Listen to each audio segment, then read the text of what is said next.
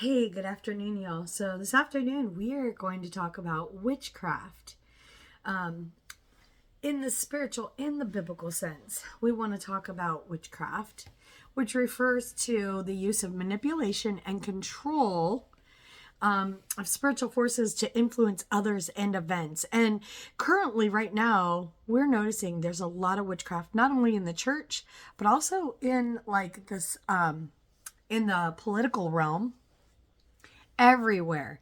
And since Satan knows his time is short, he's ramping that up and he's putting it in movies and all sorts of things where people can learn how to use it in on their own.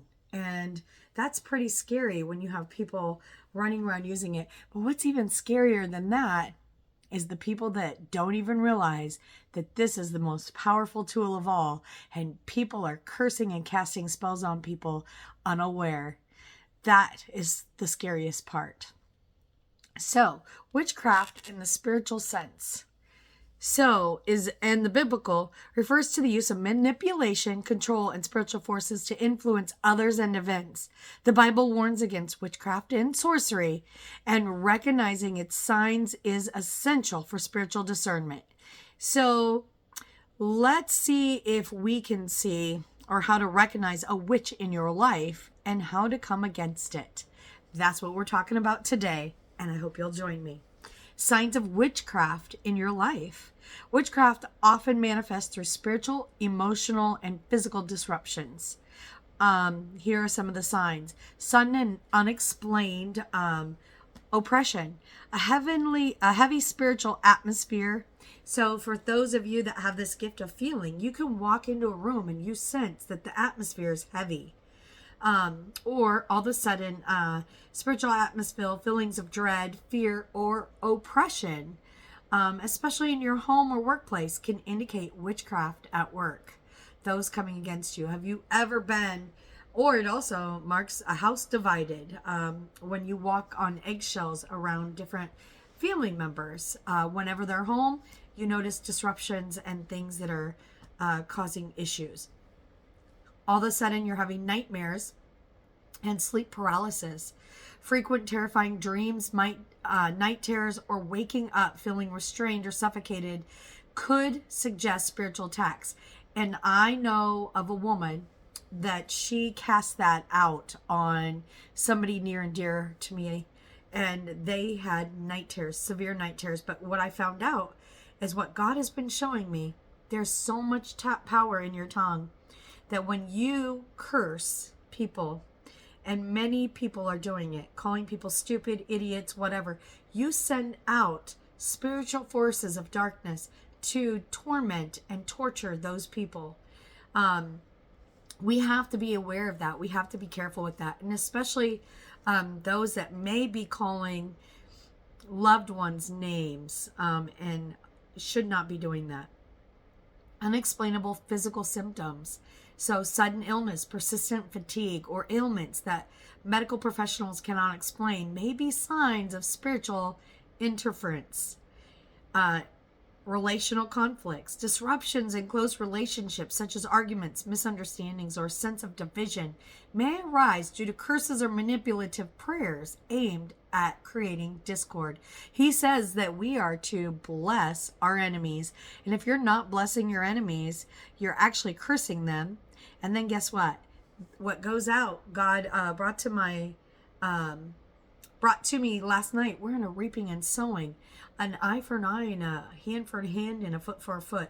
So whatever you curse somebody and ask that something happens to their stuff, something's going to happen to yours eventually. So you got to be careful with that. He says to bless your enemies, and in that, vengeance is his and he will handle it. Don't curse anybody.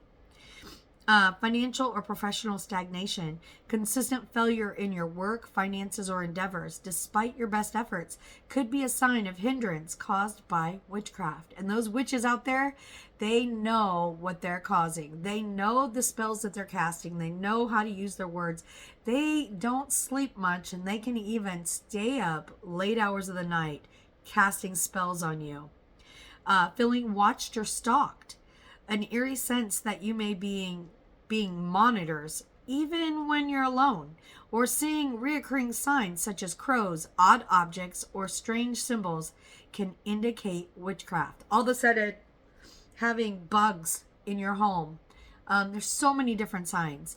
I had a bird land on my car the other day and literally walk across and peek in and look directly at me. And if that isn't a monitoring bird, I don't know what is. Can't make this up. Rejection of God and His Word. A sudden, inexplainable pull away from prayer, reading the Bible, or attending church may indicate a spiritual attack aimed at weakening your faith. They might be saying, hey, we want to weaken her faith. And so they start causing that, or distractions. People will come into your life as a distraction, distracting you from all the things that you used to do. Maybe you used to read your Bible, and now they're taking up all that time to where you no longer have time for God because they're trying to distract you from spending time with Him. How can we recognize a witch in your life?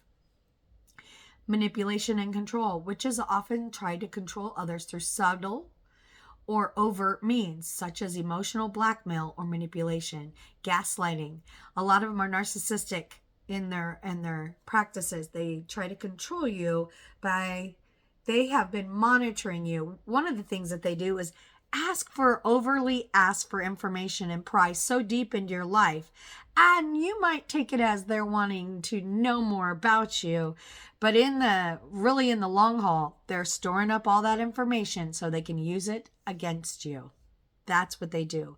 Spiritual practices. Someone who openly engages in occult practices like tarot reading, spell casting, or divination may be involved in witchcraft. I had somebody once say to me, the whole family loves to use candles, and not thinking anything of it until I was told later that candles is a high way for witches, that they use candles when they're trying to see into your life, almost like a crystal ball.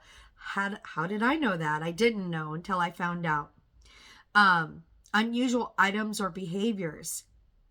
Discovering strange objects, powders, or symbols placed around your home or work can be a sign. All of a sudden something shows up and it's never been there.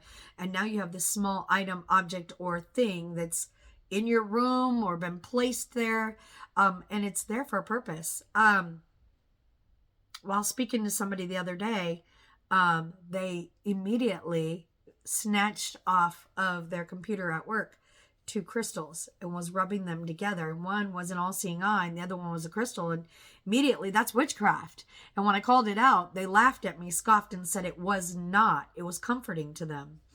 So be aware. A lot of new age things that are out there right now that are pulling people away from God and into dark measures unaware. Hostility toward faith. They may exhibit hostility or disdain for God, prayer, or Christian belief, seeking to undermine your faith. So they may get mad when they hear the Bible read, or they may get mad when you play spiritual, or they may get mad when you ask to pray for them. It may set them off, literally. Charismatic yet deceptive, and that's the biggest one of all. They are coming now like wolves in sheep's clothing. They are coming looking like they have a spirit of godliness, but they really are not godly at all. They're really dark, and they're coming to deceive and to destroy. And they're being used as agents and not knowing. The demons that lie within them are using their host bodies to get their job done. So they may appear charming and helpful, but often use flattery or deceit to conceal their true intentions. And this is when it's very important that you need to ask God.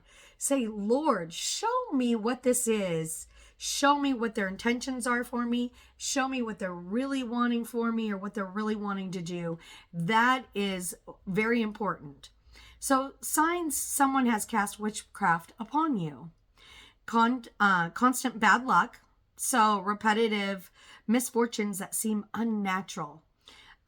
Unexplainable fear or anxiety, overwhelming fear that seems unrelated to circumstances, blocked prayers, difficulty in connecting with God during your prayer worship. I want to pause there and state, though, if you're in sin, God says if you're in sin and you have not repented, your prayers are an abomination to his ears. So repent, get right. It may be that your prayers are blocked because your sin's in the way and not witchcraft. So ask him to show you which it is.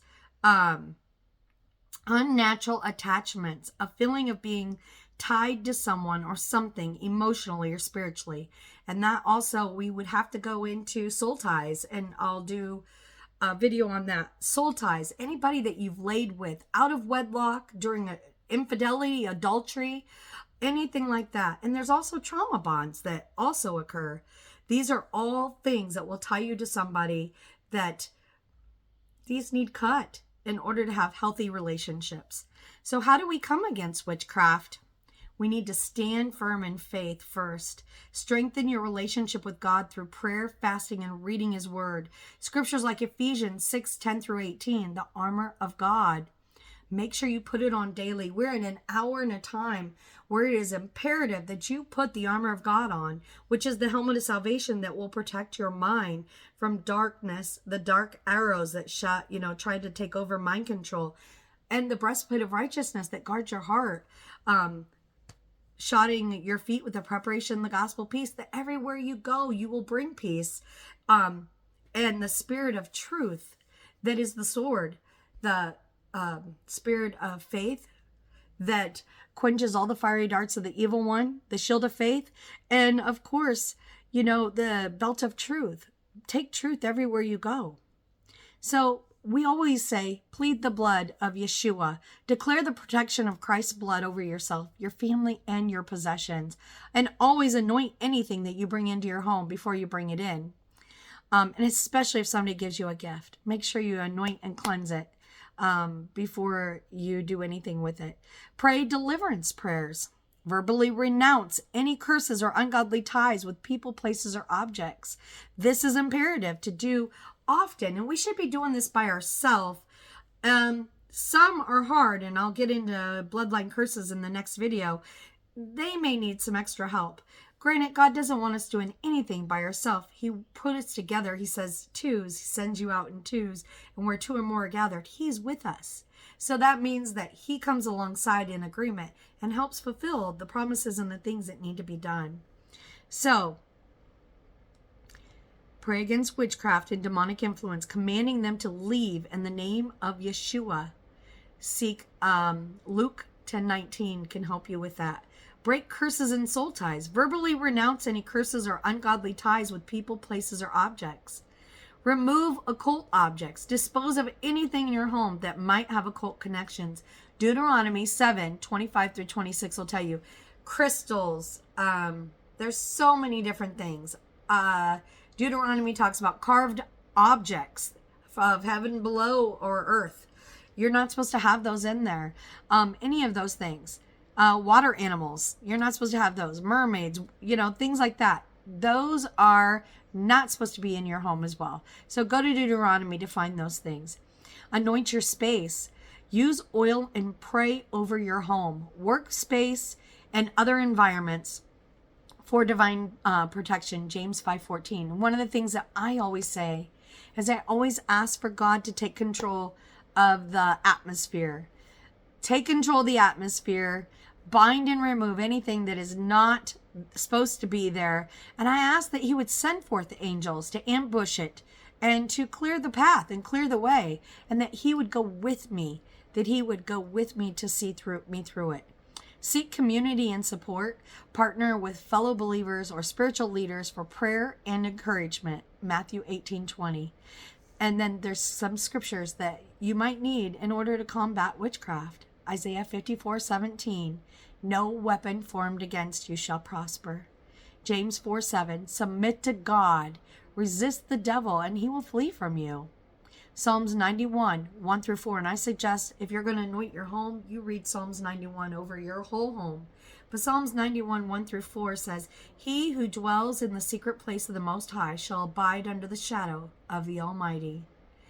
And then 2 Timothy 1:7. For God has not given us a spirit of fear, but of power and of love and of a sound mind. By remaining steadfast in faith and prayer, you can overcome any spiritual attack and walk in the freedom and authority given to you by Christ. And I pray this helps you today. Pray you go forth. I pray you put this into practice and do a deep dive in these scriptures that I've given to you. And for those of you that are needing prayer, put it in the comments below, and I'll be happy to pray with you and for you. And I pray that you have a blessed day. Shalom.